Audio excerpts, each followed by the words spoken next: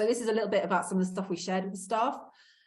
So we started with our first one really about just outlining what we meant by oracy, because actually there's a huge amount of confusion around it. You wouldn't think so, but some people thought it included written, some people weren't sure quite what it meant, some thought it wasn't for their subject, etc. So we just started with this little bit around what is oracy, what is it actually, what's the point in what we're doing, why are we trying to do it, and picked out some of the bits that you can from the information from Voice 21 they give you. So what is the impact of it? So what are you actually trying to achieve, and what's the benefit? And we were actually quite lucky in the sense that most staff, if not all, were really on board with this. They were keen themselves around oracy, and I think it lends itself quite well to to nearly every subject quite naturally. There wasn't really much persuasion needed, but it was quite good to go through with them the breadth of impact that you can have if you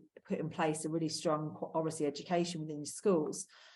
And that allowed for quite a lot of conversation, and we brought in some of the research evidence as well from the EEF, and allowed staff to kind of explore all the different things that the students would benefit, not just from their subject point of view. And I think that was really good in terms of launching it, and would do that again if we were to do it. We also showed them, I'm not going to do this now, but there was a brief video that Voice 21 do, sort of introducing themselves and what they offer. And it's really upbeat, it's really good. It shows students talking about it as well. So we showed that to staff, and I particularly picked out this statistic here. I like a good statistic about teachers doing 90% of the talking, with individual students saying about 4 words a lesson, which I thought was really quite something, actually. I mean, 4 words a lesson, if you're going through a day, you're not saying very much in lessons, are you? And I think that rang true for quite a few of the teachers and made them think a little bit about their classes.